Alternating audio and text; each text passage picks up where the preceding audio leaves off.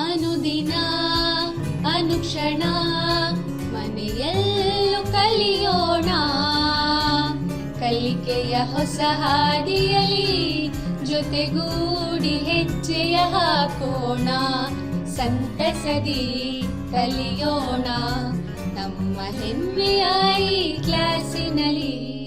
Yes sir. Yes teacher. Present ma'am. बिस्मिल्लाहिर्रहमानिर्रहीम। अस्सलामुअलैकुम प्यारे बच्चों, मेरा नाम Sumaiya Gulrana, government LPS Urdu school गुलाबी ताल्लुक़ा लन ज़िला गुलबर्गा। प्यारे बच्चों, मैं यहाँ जमात चाहरुम से मज़मून उर्दू अदब सबक बहादुर शाह ज़फ़र का दूसरा सेशन आपके सामने लेकर आई हूँ। मैं आपका संवेदा वीडियो क्लासेस में दिल की गहराइयों से इस्तकबाल करती हूँ बच्चों। खुशामदीद बच्चों। हम हमारा सबक आगे बढ़ाने से पहले, दूसरा सेशन शुरू करने से पहले आपको एक हुब्बुल वतनी गीत पढ़ाऊँगी बच्चों। यहाँ पे देखिए तस्वीर में क्या नज़र आ रहा है बच्चों? हमारा मुल्क हिंदुस्तान का नक्शा है। कितना खूबसूरत नक्शा है ना, रंगीन बर्फीले पहाड़, जंगलात और बागात नज़र आ रहे हैं। नज़र आ रहे हैं ना आपको प्यारे बच्चों? देखिए ये हमारी, और इन चीज़ों को देखने से बच्चों हमें हमारे वतन से मोहब्बत और वतन से उल्फत का जज्बा बेदार होता है बच्चों। इसीलिए हम हमारे वतन से मोहब्बत के लिए गीत गाते हैं।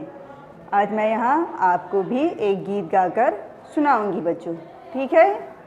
चलिए मेरे साथ आप भी गाने की कोशिश कीजिए, ठीक है? ठीक है, चलिए। ऐ वतन ऐ वतन ऐ वतन ऐ वतन ऐ वतन ऐ वतन, तेरे माथे पे ताजे हिमाला रहे, तेरे कांधों पे केसर की माला रहे, तेरे आंचल पे लहराए संदल के वन। ऐ वतन ऐ वतन ऐ वतन ऐ वतन ऐ वतन ऐ वतन, सात रंगों के जुगनू हवाओं में हो, हवाओं में हो, तितलियाँ रोशनी की फिजाओं में हो, फिजाओं में हो, सात रंगों के जुगनू हवाओं में हो, तितलियाँ रोशनी की फिजाओं में हो, फिजाओं में हो निराला जहाँ से,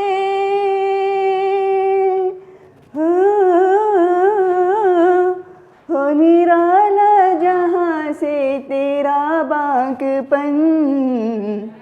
ऐ वतन ऐ वतन ऐ वतन ऐ वतन ऐ वतन ऐ वतन, तेरे माथे पे ताजे हिमाला रहे, तेरे कांधों पे केसर की माला रहे, तेरे आंचल पे लहराए संदल के बन।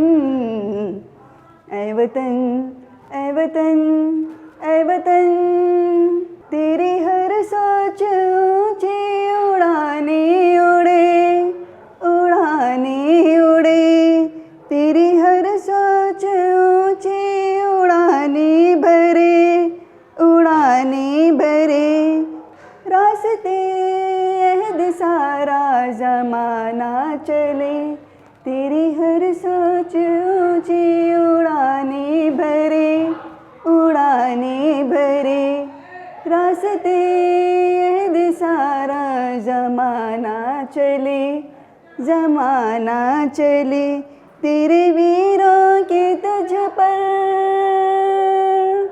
हो, तेरे वीरों के तुझ पर फिदा जानो तन। ऐ वतन ऐ वतन, ऐ वतन, तेरे माथे पे ताजे हिमाला रहे, तेरे कांधों पे केसर के माला रहे, तेरे आंचल पे लहराए संदल के बन।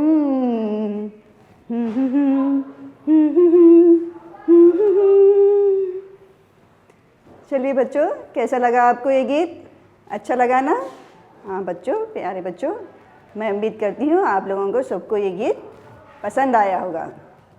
चलिए अब हम हमारे सेशन की तरफ बढ़ते हैं। चलिए बच्चों, अब हम हमारे दूसरे सेशन की तरफ बढ़ते हैं। सबक पर बढ़ने से पहले हम क्या करेंगे, हमारे पहले सेशन में जो भी हमने पहली क्लास में हम जो भी हमने पढ़ा था उसका यादा करेंगे। क्या क्या पढ़ा था बच्चे, हमने क्या क्या देखा था? बोलिए, याद कीजिए। हमने अपनी पिछली क्लास में बहादुर शाह ज़फ़र की पहली क्लास में क्या पढ़ा था? टीपू सुल्तान से जुड़ा हुआ तारीख़ी वाक़या का वीडियो देखा था। उसके बाद बहादुर शाह ज़फ़र सबक के दौरान किस तरह मौलमा बच्चों को क्लास में तालीमी मेले के बारे में समझाती हैं, बच्चों को कैसा हौसला अफजाई करती हैं और यौम आज़ादी के मुतालिक समझाती हैं और बच्चों को किस तरह आज़ादी का जज्बा दिलाती हैं और वहाँ पर शहीद टीपू सुल्तान रहमतुल्लाह अलैह और हैदर अली के बारे में बताती हैं। उसके बाद 1857 ईस्वी की जंग आज़ादी के पहले कायद 1857 ईस्वी की जंग आज़ादी में शहीद होने वाले हमारे काबिल रहनुमा, काबिल बादशाह, मुग़ल ख़ानदान के आखिरी बादशाह बहादुर शाह ज़फ़र के बारे में समझाया था। चलिए बच्चों, मैं आज इसी से मुतालिक चंद सवालात करती हूँ जिससे आपको सबक के बारे में मुकम्मल तरीक़े से मालूमात होंगी। मैं आपको सबक से मुतालिक चंद सवालात करती हूँ। आपको क्या है, एक तरह से रिवीजन और यादा होगा, ठीक है? चलिए यहाँ पे देखिए, सवाल नंबर 1 है, हमारा मुल्क कब आज़ाद हुआ? चलिए बताइए इसका जवाब क्या है? क्या पढ़ा था हमने? जी बोलिए। हमारा मुल्क 15 अगस्त 1947 ईस्वी को आज़ाद हुआ था। बिल्कुल सही बच्चों। चलिए सवाल नंबर 2 देखें। क्या है सवाल नंबर 2? हमारे मुल्क को आज़ाद कराने की कोशिश सबसे पहले किसने शुरू की? जवाब सोचिए, क्या है इसका जवाब? बोलिए। बिल्कुल, हमारे मुल्क को आज़ाद कराने की कोशिश सबसे पहले टीपू सुल्तान रहमतुल्लाह अलैह ने शुरू की बच्चों। चलिए आगे सवाल देखते हैं। सवाल नंबर 3 देखिए, 1857 ईस्वी की जंग आज़ादी में किसका नाम सबसे पहले आता है? सोचिए बच्चों। जवाब बिल्कुल सही। 1857 ईस्वी की जंग आज़ादी में बहादुर शाह ज़फ़र का नाम सबसे पहले आता है बच्चों। चलिए बच्चों, अब हम बहादुर शाह ज़फ़र का आगे का हिस्सा, जो पहली क्लास में हमने जहाँ तक रुका था उसके आगे का हिस्सा आज पढ़ेंगे, ठीक है? देखिए क्या है, अपनी दरसी किताब में गौर से देखिए, मेरी आवाज़, लब व लहजा, तलफ़्फ़ुज़ को समझते हुए, दर्स पे आपकी उंगली रखते हुए सबक को सुनिए, समझिए, ठीक है? चलिए बच्चों, मैं सबक पढ़ती हूँ, आप गौर से सुनिए, ठीक है? बहादुर शाह ज़फ़र। बहादुर शाह ज़फ़र 24 अक्टूबर 1775 ईस्वी को दिल्ली में पैदा हुए। इनका पूरा नाम अबू ज़फ़र सिराजुद्दीन मोहम्मद बहादुर शाह था। मुग़लिया सल्तनत के आखिरी बादशाह थे। जद्दोजहद आज़ादी में अंग्रेज़ों ने इन्हें गिरफ़्तार करके रंगून भेजा। ज़िंदगी के आखिरी चंद साल रंगून की क़ैद में गुजारे। बहादुर शाह ज़फ़र उर्दू के एक अच्छे शायर भी रहे हैं। इनकी शायरी दर्द व गम से भरी हुई है।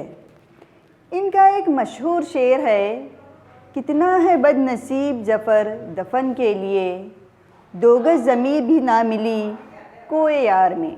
बहादुर शाह ज़फ़र का इंतकाल रंगून में 7 नवंबर 1862 ईस्वी को हुआ। इनकी कुर्बानी रंग लाई और 15 अगस्त 1947 ईस्वी को हिंदुस्तान आज़ाद हुआ और पंडित जवाहरलाल नेहरू ने लाल किले पर आज़ादी का परचम लहराया। बच्चों, यहाँ तक मैंने सबक बावाज़े बुलंद पढ़ा। आपने अपनी दरसी किताब में गौर से देखा होगा और तवज्जो से सुना होगा। मैं उम्मीद करती हूँ यहाँ तक आपको सबक समझ आ गया होगा तलफ़्फ़ुज़ और आवाज़ के ज़रिए। चलिए अब हम सबक में आए हुए नए अल्फाज को पढ़ेंगे और उनका मतलब समझेंगे। ठीक है बच्चों, कुर्बानी का मतलब क्या है? देखिए, ईसार, दूसरों के खातिर अपने नफ़े को नज़रअंदाज कर देना। ठीक है, चलिए अब आगे बढ़ें। बिल आखिर, इसका मतलब है आखिरकार। कोई यार, यार की गली। शेर में कोई यार से मुराद शायर का वतन है। शायर का यहाँ पर बच्चों, यहाँ पर तुम्हारी दरसी किताब में एक शेर दिया गया है, उसमें कोई यार है लफ्ज़। कोई यार में शायर क्या कहना चाह रहे हैं? शायर के वतन से मुखातिब हैं वहाँ पर, इसीलिए कोई यार लफ्ज़ इस्तेमाल किया गया है। ठीक है, देखिए यहाँ पर अब है अज़ियतें। अज़ियतें के माने हैं दुख, तकालीफ़। क्या माने हैं? दुख और तकालीफ़। तकालीफ़ से मुराद की तकलीफ़ें और दुख को क्या कहते हैं? अज़ियतें। समझ गए आप? चलिए आगे बढ़ें। परचम। परचम लफ्ज़ कब सुना है आपने? हम अपने कौमी त्योहारों में स्कूल में परचम लहराए हैं। परचम लहराए हैं, सुने हैं आपने? सुना होगा ना, परचम लहराइए लफ्ज़। हाँ बच्चों, परचम के माने हैं झंडा। इसको हम क्या कहते हैं? अलम भी कहते हैं। हाँ, परचम के माने हैं झंडा। ठीक है, फिर देखिए दूसरा लफ्ज़ बर्दाश्त। बर्दाश्त के माने हैं सब्र व तहम्मुल, ताब। अब यहाँ पे देखिए इंतकाल। इंतकाल के माने हैं मौत, वफ़ात, रहलत, मुंतकिल। 4 माने होते हैं इंतकाल के। क्या क्या? मौत, वफ़ात, रहलत, मुंतकिल। समझ गए आप? चलिए देखिए दूसरा लफ्ज़ रंग लाना। असर दिखाना, अच्छा दिखाई देना। ठीक है बच्चों, रंग लाना के माने हैं असर दिखाना, अच्छा दिखाई देना। समझ आ गया बच्चों? चलिए लास्ट देखिए आखिर, बैतबाजी। बैतबाजी के माने हैं अशार का मुकाबला। ठीक है बच्चों, अल्फाज का मतलब समझ आ गया है ना आपको? आसानी हो गई ना सबक को समझने में? चलिए ठीक है, अब मैं आपको बहादुर शाह ज़फ़र सबक तफसील से समझाने की कोशिश करती हूँ। ठीक है, देखिए इस तस्वीर में नज़र आ रहे हैं आपको बादशाह, यही बादशाह हैं बहादुर शाह ज़फ़र बच्चों। ठीक है, चलिए यहाँ पे देखिए बहादुर शाह ज़फ़र 24 अक्टूबर को कब पैदा हुए? 1775 ईस्वी को दिल्ली में पैदा हुए। कहाँ पर पैदा हुए बहादुर शाह ज़फ़र? दिल्ली में बच्चों।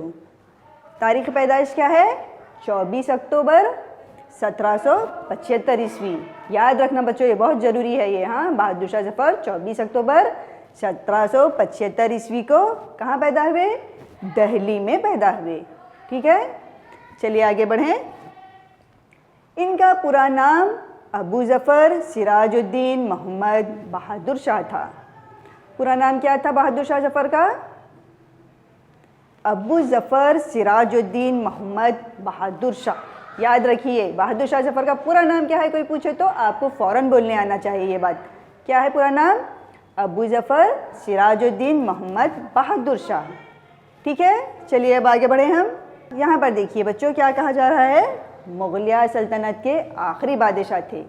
बहादुर शाह ज़फ़र मुग़लिया सल्तनत के आखिरी बादशाह हैं। देखिए तस्वीर में नज़र आ रहे हैं ना, बादशाह की कुर्सी पे बैठे हुए हैं बहादुर शाह ज़फ़र।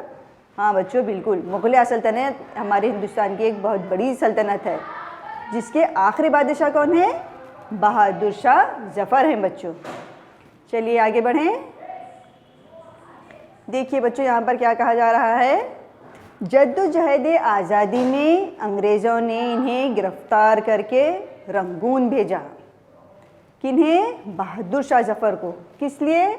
जद्दोजहद आज़ादी में, आज़ादी की लड़ाई, अंग्रेज़ों के ख़िलाफ़ हिंदुस्तानी जो लड़ाई लड़ रहे थे, इस लड़ाई की जद्दोजहद में बहादुर शाह जफ़र को गिरफ़्तार करके अंग्रेज़ कहाँ लेकर गए?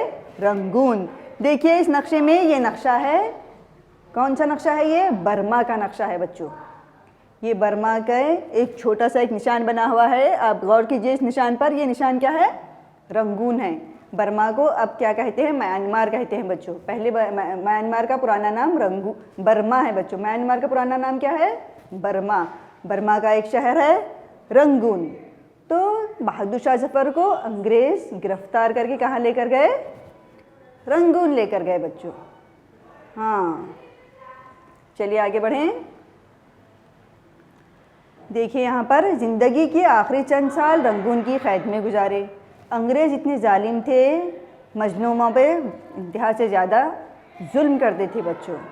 देखिए इस तस्वीर में नज़र आ रहा होगा आपको, एक अंग्रेज़ कितने बदसलूकी से पेश आ रहा है, कितना हिंदुस्तानियों पर कैसे जुल्म कर रहा है। तो बहादुर शाह जफ़र भी अपनी ज़िंदगी के आखिरी साल में क्या है, वहीं पर रंगून में इस तरह से तकलीफ़ में गुजारे हैं बच्चों। देखिए अब आगे, बहादुर शाह जफ़र उर्दू के एक अच्छे शायर भी रहे हैं। इनकी शायरी दर्द व गम से भरी हुई है। इनका एक मशहूर शेर, कितना है बदनसीब जफ़र दफन के लिए, 2 गज़ ज़मीं भी ना मिली कोई यार में। बच्चों बहादुर शाह जफ़र को क्या है, उर्दू शायरी से बहुत लगाव था।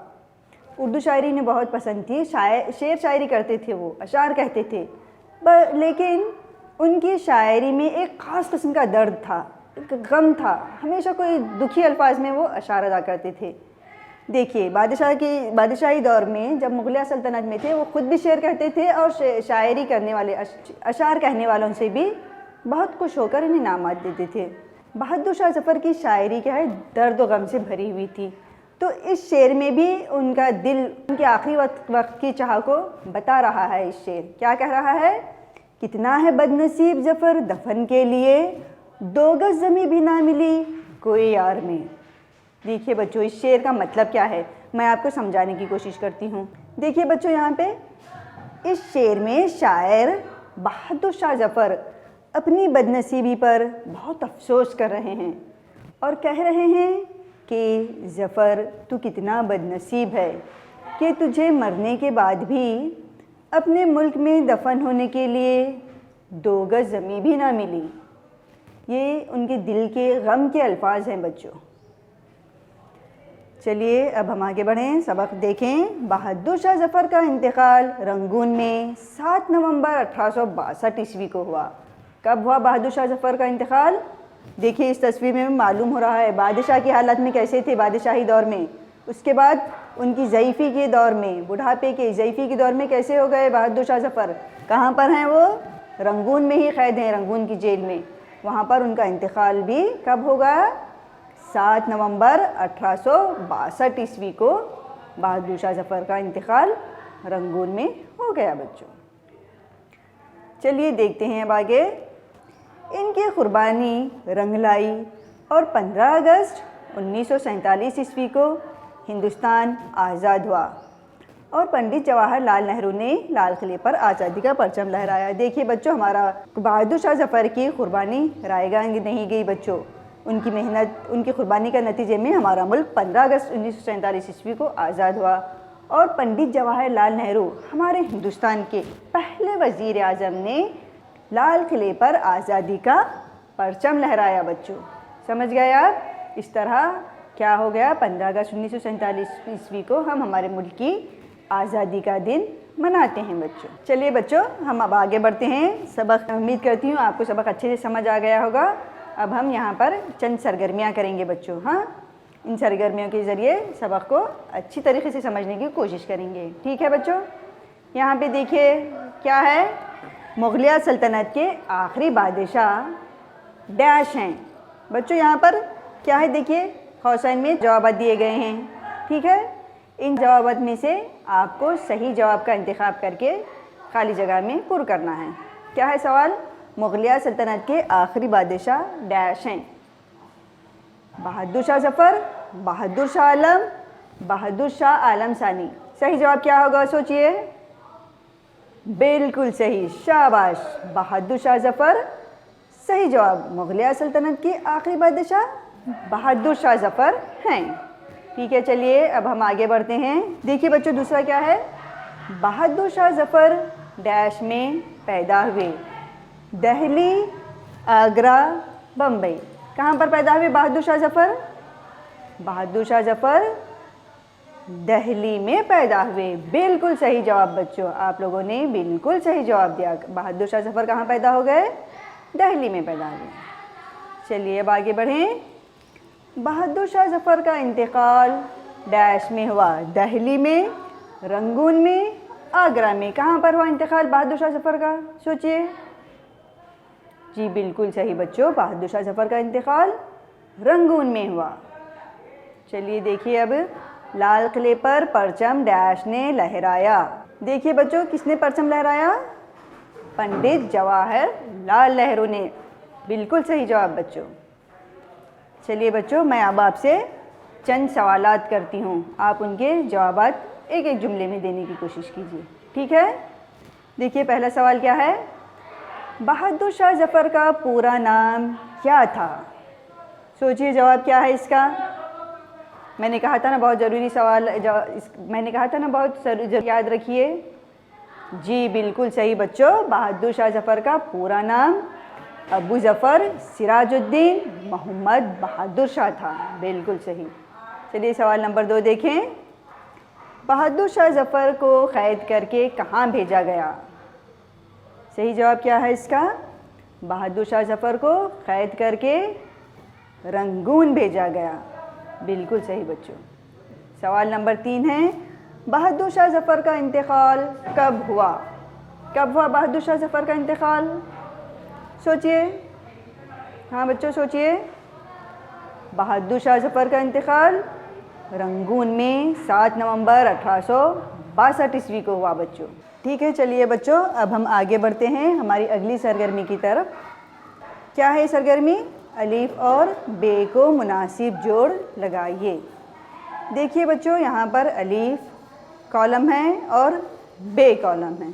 अलीफ में चंद जुमले दिए हुए हैं, 1 2 3 4 5, और बे में उनकी अलीफ और बे में जो जुमले हैं उनको आपको सही जोड़ लगाना है बच्चों। देखिए पहला है, पंडित जवाहरलाल नेहरू ने। किससे जोड़ेंगे? बे हिस्से में देखिए, दिल्ली में पैदा हुए, दर्द व गम से भरी हुई है, 2 गज ज़मीं भी ना मिली कोई यार में, लाल किले पर आज़ादी का परचम लहराया, आज़ाद पैदा हुए। पहले जुमले की जोड़ी है, सोचिए।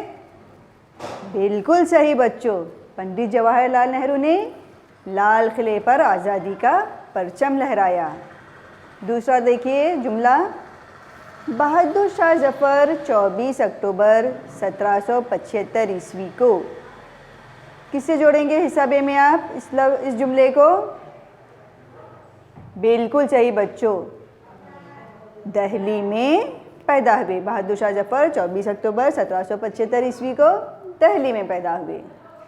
नंबर 3 देखिए क्या है, अल्लाह ने हर इंसान को, और बहादुर शाह जफ़र की शायरी। 3 और 4 कितना है बदनसीब जफ़र दफन के लिए। अब हमारे पास 5 जुमले हैं, इनकी सही जोड़ियाँ देखिए क्या हैं। देखिए, अल्लाह ने हर इंसान को आज़ाद पैदा किया, बहादुर शाह जफ़र की शायरी दर्द व गम से भरी हुई है। अब बच्चों आखिरी जोड़ी आप जोड़िए, कोशिश कीजिए क्या था आखिरी जोड़ी का शेर?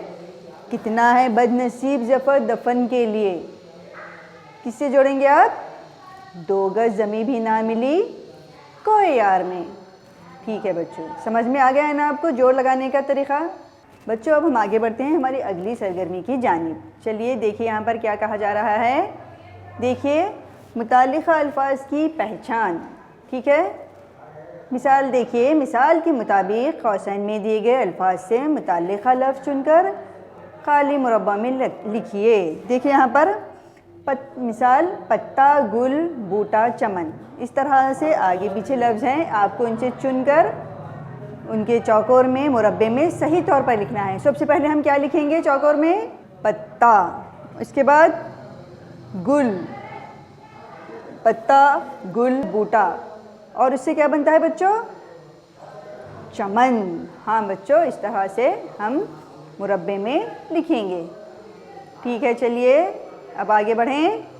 अब हमारी सरगर्मी को अच्छी तरीके से समझने के लिए हम क्या करेंगे? कौशन से दिए हुए लफ्ज़ों को चुनकर लिखना है बच्चों। देखिए यहाँ पर दर, दीवार और बाम दिया हुआ है। अब आपको कौशानी में से सही लफ्ज़ चुनकर मुनासिब तौर पे उस छूटे हुए खाली जगह में लिखना है। क्या लिखेंगे आप? घर, सहरा, समंदर। इनसे मिलता जुलता हुआ जुड़ा हुआ लफ्ज़ कौन सा है? दर, दीवार और बाम से। देखिए कौशन में। हाँ बच्चों, बोलिए घर। बिल्कुल सही, घर, दर, दीवार, बाम। इस तरीके से हम लिखेंगे बच्चों। देखिए बच्चों दूसरे चौकोर में कश्ती, बादबान, मौज। अब हम हमारे कौशन से लफ्ज़ चुनकर लिखना है। हम कौन सा लफ्ज़ लिखेंगे वहाँ पर? सोचिए। जी बिल्कुल, समंदर। समंदर, मौज, कश्ती, बादबान। इस तरह से हम लिखेंगे बच्चों। ठीक है, चलिए अब आगे बढ़ते हैं। दूसरी मिसाल को समझेंगे, दूसरे तरीके को हल करने की कोशिश करेंगे। क्या दिया हुआ है हमारे चुनकर लिखने के अल्फाज में? सहरा और मंजिल। ठीक है बच्चों। और मुरब्बा में क्या दिया हुआ है? रास्ता, मुसाफिर, सामान। अब हमें क्या करना है? हमारे दो दिए हुए अल्फाज में से सही लफ्ज़ को चुनकर खाली बॉक्स जगह में लिखना है। कौन सा लफ्ज़ चुनेंगे अब आप? रास्ता, मुसाफिर और सामान से कौन सा लफ्ज़ जुड़ता हुआ है?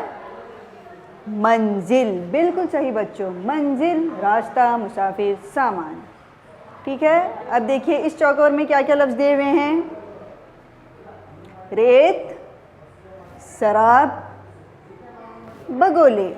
अब आप क्या करेंगे यहाँ पर? कौन सा लफ्ज़ लिखेंगे? हाँ बच्चों, सहरा।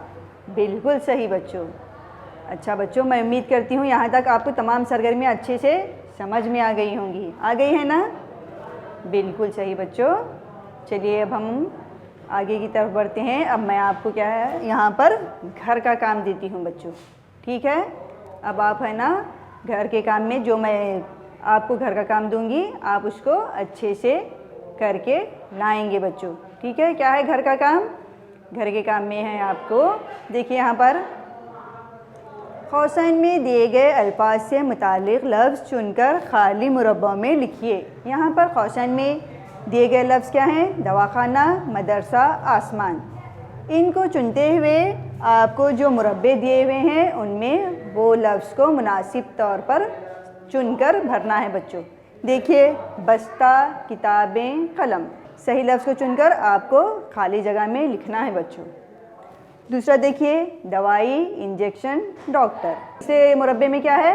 चांद, तारे, कहकशां।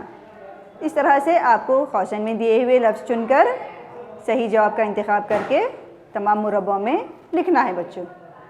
समझ में आ गया ना घर का काम क्या है? चलिए ठीक है बच्चों, यहाँ तक हमारा सब दूसरा सेशन ख़त्म हुआ। अब मुझे इजाज़त दीजिए। आप अपने घरों में खुश रहिए, आबाद रहिए और मेहनत करते रहिए, तालीम हासिल करते रहिए। जो भी आपको तदरीसी मवाद फराहम किया जा रहा है आसानी से वीडियो क्लासेस के ज़रिए, इसको देखते रहिए और इसका फ़ायदा उठाइए। मुझे इजाज़त दीजिए। खुदा हाफिज़। शुक्रिया।